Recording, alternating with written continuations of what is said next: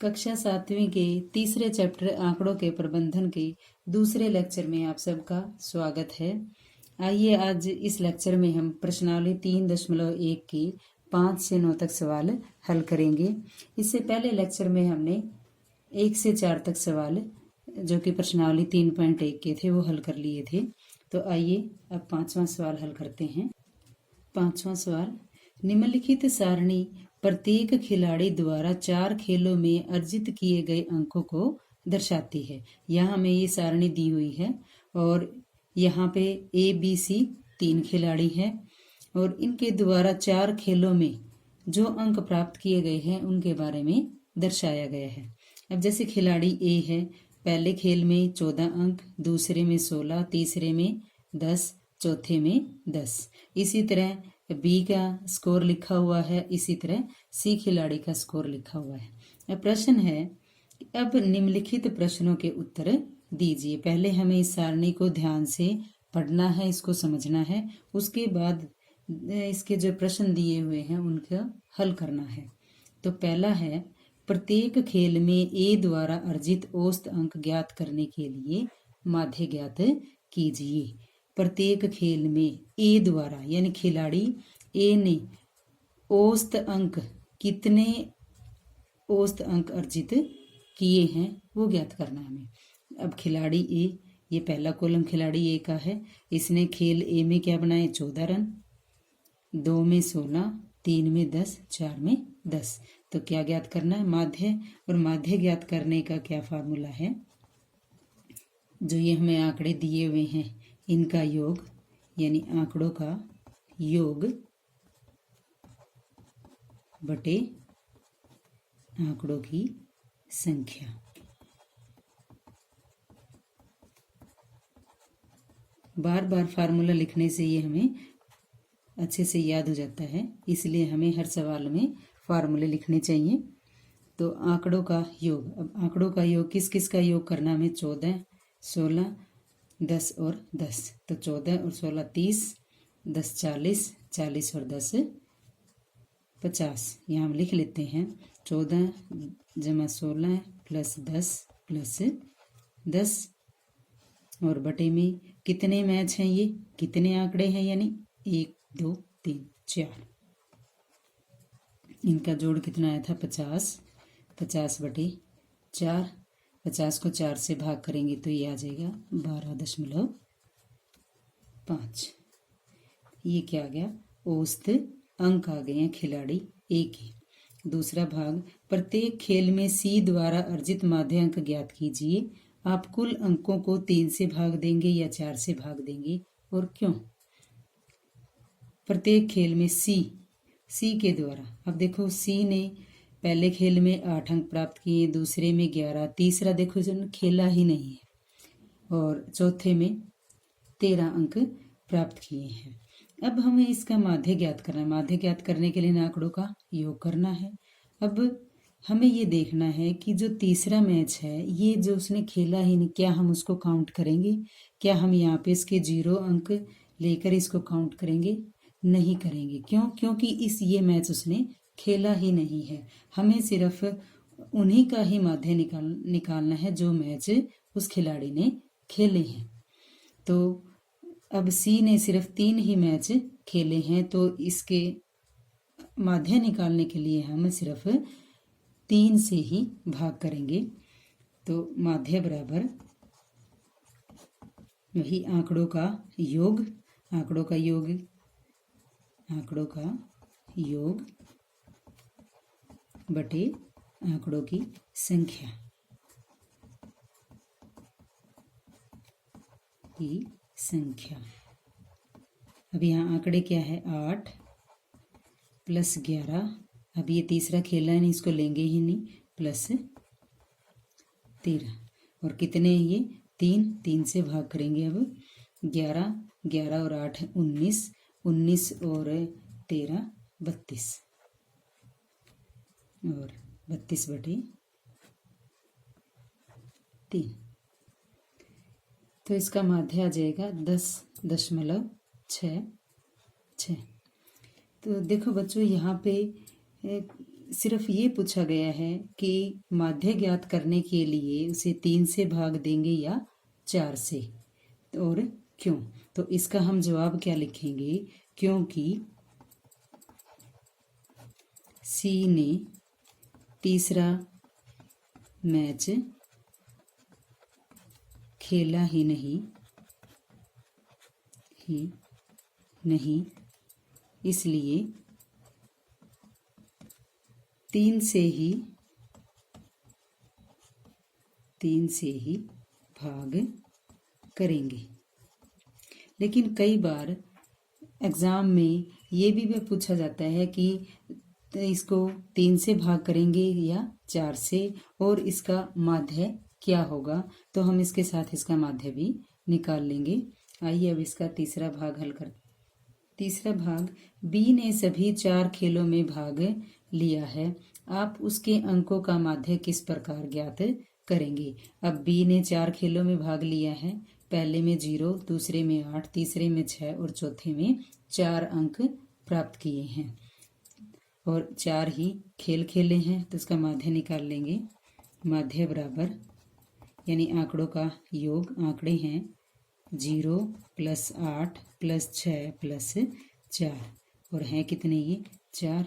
4 से इसको भाग कर देंगे, 4 और 6 10 और 8 18, 18/4, 18 को 4 से भाग करेंगे, 4 चौके 16, 2 बच के 4 पंजे 20। तो 4.5 बी खिलाड़ी का माध्य अंक आ गई। चौथा भाग है, किसका प्रदर्शन सबसे अच्छा है। अब यह ज्ञात करने के लिए हमें क्या देखना है, हमें इन तीनों खिलाड़ियों का माध्य यानी औसत देखना है। अगर औसत जितना अच्छा होगा वही खिलाड़ी सबसे अच्छा खेला है। तो अब ये देखो कि इस प्रश्न के आंसर के लिए हमें प्रत्येक खिलाड़ी का क्या लेना पड़ेगा, माध्य। अब हमने तीनों का ही खिलाड़ी ए का माध्य ज्ञात कर लिया है, यानी खिलाड़ी ए का माध्य या औसत कितना है 12.5। खिलाड़ी बी का औसत, अब खिलाड़ी बी का औसत कितना है 4.5। खिलाड़ी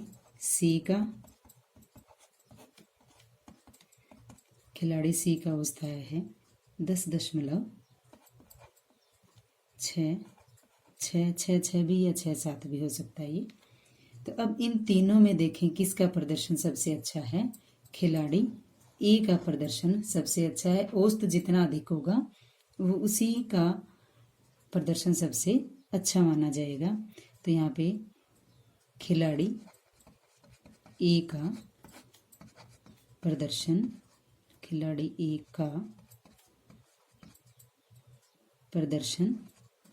सबसे अच्छा है।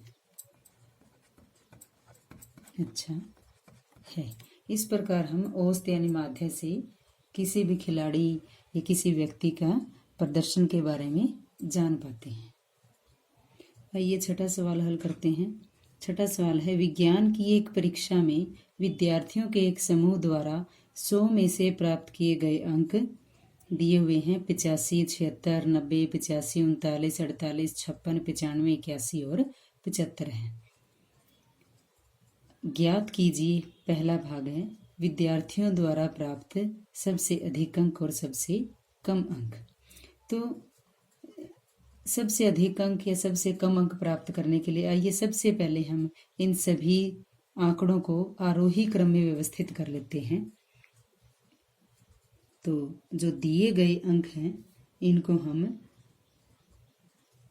आरोही क्रम में लिखेंगे। कितने हैं ये बच्चे, 1 2 3 4 5 6 7 8 9 और 10। तो इन बच्चों द्वारा यानी प्राप्त किए गए अंकों को विद्यार्थियों द्वारा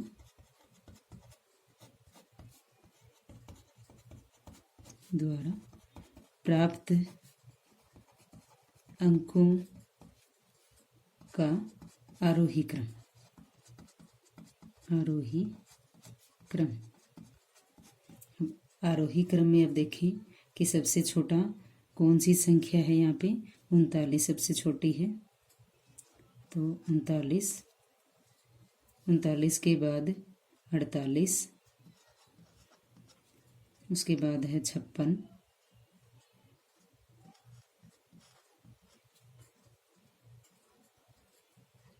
56 के बाद है 75, 75 के बाद 76, और इस प्रकार हम ये सारे आंकड़े लिख लेंगे। अब इन आंकड़ों को आरोही क्रम में लिख लिया है। अब पहला भाग देखें, विद्यार्थियों द्वारा प्राप्त सबसे अधिक अंक और सबसे कम अंक। पहला भाग, सब प्राप्त सबसे अधिक अंक।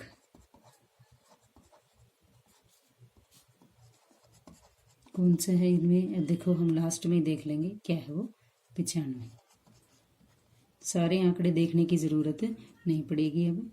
इसी तरह सबसे छोटा आंकड़ा या अंक, सबसे छोटा कौन है? जो सबसे पहले है, यानी 39। दूसरा भाग क्या है? प्राप्त अंकों का परिसर ज्ञात कीजिए। परिसर यानी सबसे अधिक और सबसे छोटे आंकड़ों का अंतर। तो ये क्या आ जाएगा? 95 माइनस 39। अब 95 में से 39 घटाने हैं। 15 में से 9 गई 6, यहाँ 8 बच गई। 8 में से 3 गई 5। क्या आंसर आ गया? 56। अब तीसरा भाग,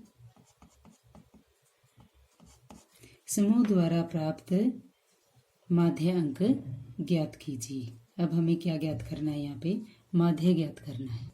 तो माध्य के लिए जो प्राप्त अंक है उनका क्या ज्ञात करेंगे? हम योग ज्ञात करेंगे। पहले इन प्राप्त अंकों का योग ज्ञात कर लेते हैं। तो प्राप्त अंकों का योग, क्योंकि आंकड़े अधिक है इसलिए इनको पहले हम अलग से जोड़ लेंगे। 39 प्लस 48 प्लस 56 प्लस 75 प्लस 76, 81, 85, फिर 85, 90 और 95, और इन सब का जोड़ करेंगे तो इनका सब का जोड़ आ जाएगा 730। अब आंकड़े कितने हैं? यानी इन प्राप्त अंकों की संख्या, प्राप्त अंकों की संख्या कितने हैं सारे? ये हैं 10। माध्य अंक, माध्य अंक सूत्र क्या बनेगा? सभी आंकड़ों का योग बटे सभी आंकड़ों की संख्या। अब योग कितना? 730। संख्या कितनी है? 10। 730 को 10 से भाग करेंगे यानी 0 से 0 कैंसिल। कितना आ गया? 73। माध्य अंक क्या आ गया? 73। आइए अब 7वां सवाल हल करते हैं। 7वां सवाल है, 6 क्रमागत वर्षों में एक स्कूल में विद्यार्थियों की संख्या निम्नलिखित थी। 6 क्रमागत, क्रमागत का मतलब होता है लगातार। क्या मतलब होता है इसका? लगातार, यानी लगातार 6 वर्षों में एक स्कूल में विद्यार्थियों की संख्या दी गई है। इस समय काल में स्कूल के विद्यार्थियों का माध्य यानी औसत ज्ञात कीजिए। तो एक स्कूल में विद्यार्थियों की संख्या, विद्यार्थियों की संख्या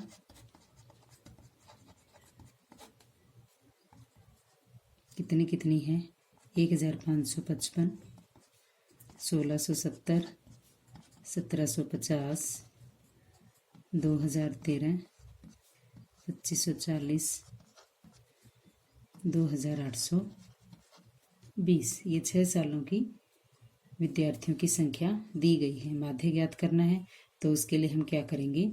इन सभी संख्याओं का योग ज्ञात करेंगे। तो यानी विद्यार्थियों की संख्याओं का योग, यानी इन सभी के संख्याओं का योग कर लेंगे और ये आ जाएगा 12,348। कितना आ गया? 12,348। और अब ये संख्या कितनी है? 6। तो संख्याओं की संख्या यानी ये कितनी है? 6 है। तो हम माध्य निकालते हैं। माध्य संख्या बराबर, यानी आंकड़ों का योग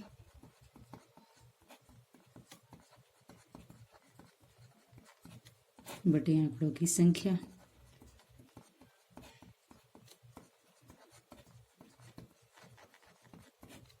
अब आंकड़ों का योग है 12,348 और सारी संख्याएं हैं ये 6। 12,348 को 6 से भाग करेंगे और भाग करने पर क्या आ जाएगा? 2058। तो ये क्या आ गई? माध्य संख्या। आइए अब 8वां सवाल।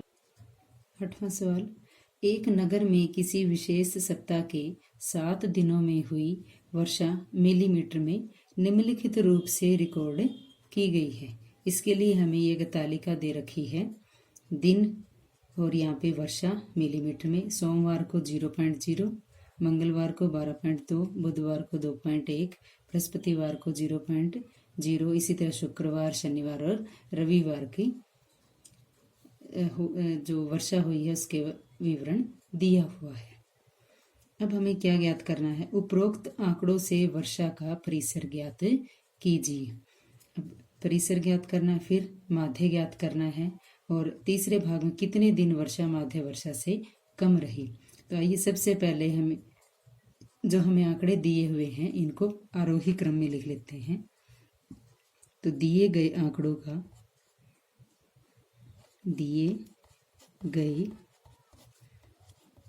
का आरोही क्रम।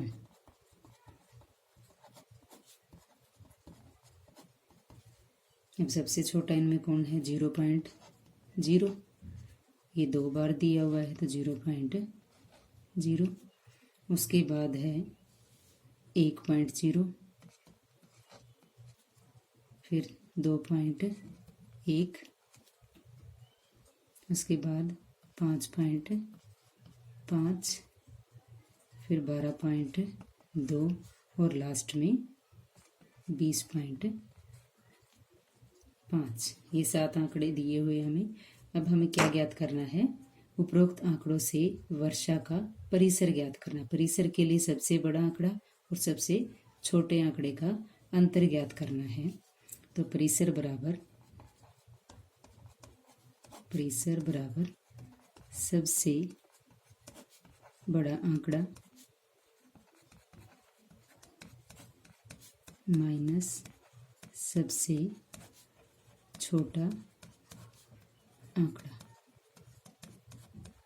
बड़ा आंकड़ा है 20.5 और छोटा आंकड़ा है 0.0, यानी ये 0 ही है। 20.5 में से 0 घटाएंगे, कितना आ जाएगा? 20.5।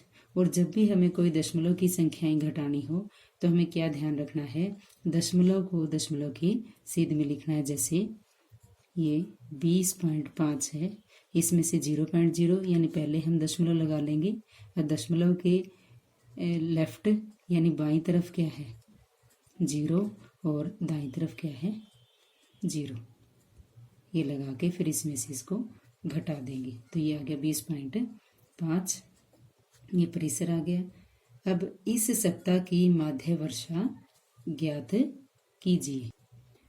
माध्य वर्षा ज्ञात करने के लिए क्या करना पड़ेगा? हमें इन आंकड़ों का योग ज्ञात करना पड़ेगा।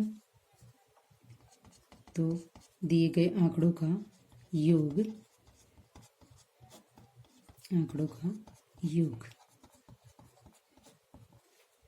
अब इन आंकड़ों को लिख लेंगे। 0.0 जमा 0.0 जमा 1.0 जमा 2.1 जमा 5.5 जमा 12.2 और जमा 20.5। अब इन अंकों को इसी प्रकार जोड़ेंगे जैसे ऊपर ये घटाना बताया है, यानी दशमलव को दशमलव की एक सीध में रखकर हम इनको जोड़ लेंगे और इन सब का जोड़ आएगा 41.3। कितना आएगा? 41.3। और अब आंकड़ों की संख्या कितने आंकड़े हैं? ये एक सप्ताह के हैं, तो इसका मतलब ये 7 है। अब माध्य वर्षा, आंकड़ों का योग बटे आंकड़ों की संख्या।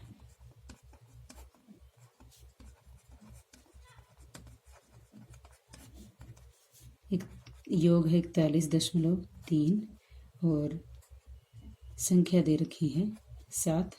41.3 को 7 से भाग करेंगे तो कितना आ जाएगा, यानी यहाँ भाग करके देख लेते हैं।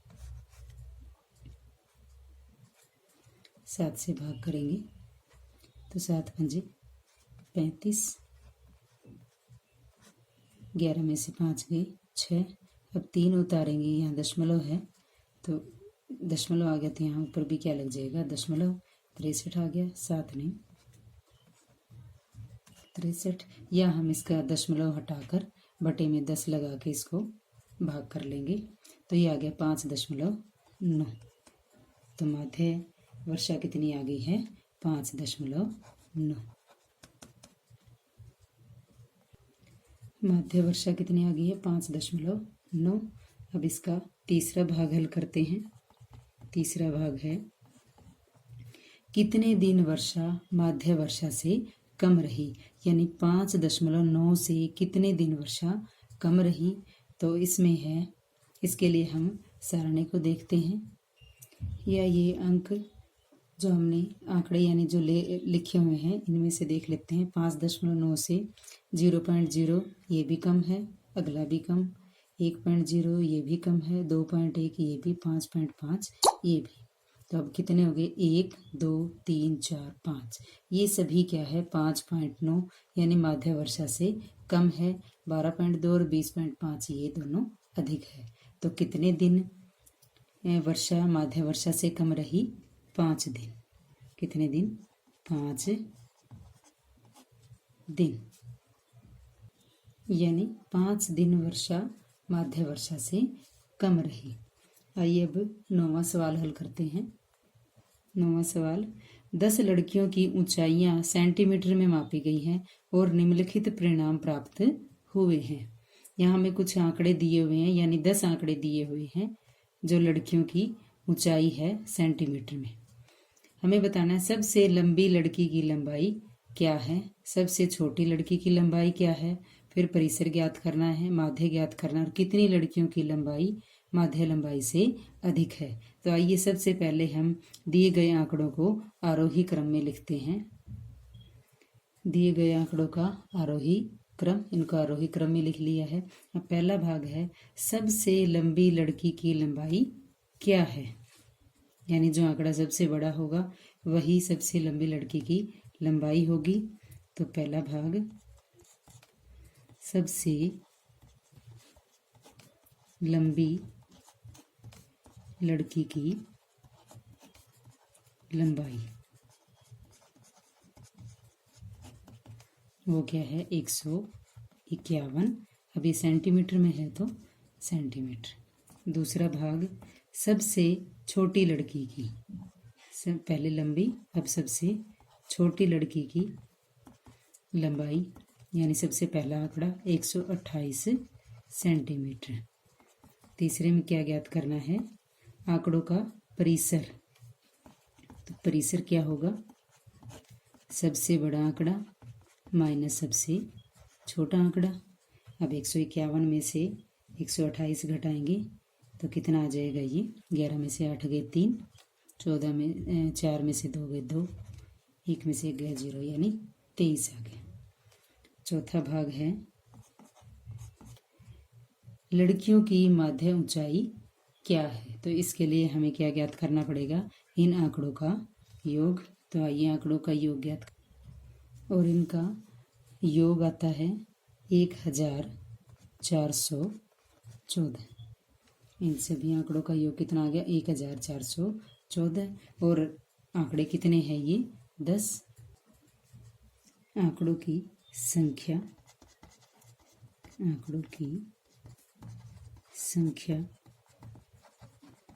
बराबर 10।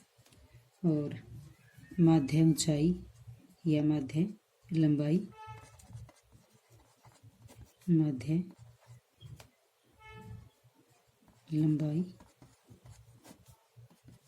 क्या आ जाएगा आंकड़ों का योग 1414 बटे आंकड़ों की संख्या यानी 10 से भाग करेंगे तो क्या आ जाएगा 141.4। तो माध्य लंबाई कितनी आ गई 141.4 सेंटीमीटर में दी हुई है। आइए पांचवा भाग हल करते हैं। पांचवा भाग है कितनी लड़कियों की लंबाई माध्य लंबाई से अधिक है। अब माध्य लंबाई कितनी है 41.4 और ये हमारे आंकड़े दिए हुए हैं। इसमें देख लेते हैं कि माध्य लंबाई से कितनी लड़कियों की लंबाई अधिक है। यानी 41.4 से 143 अधिक है तो 1 2 3 4 और 5 लड़कियों की लंबाई जो है माध्य लंबाई से अधिक है। तो आंसर क्या आ जाएगी 5 लड़कियों की लंबाई माध्य लंबाई से अधिक है।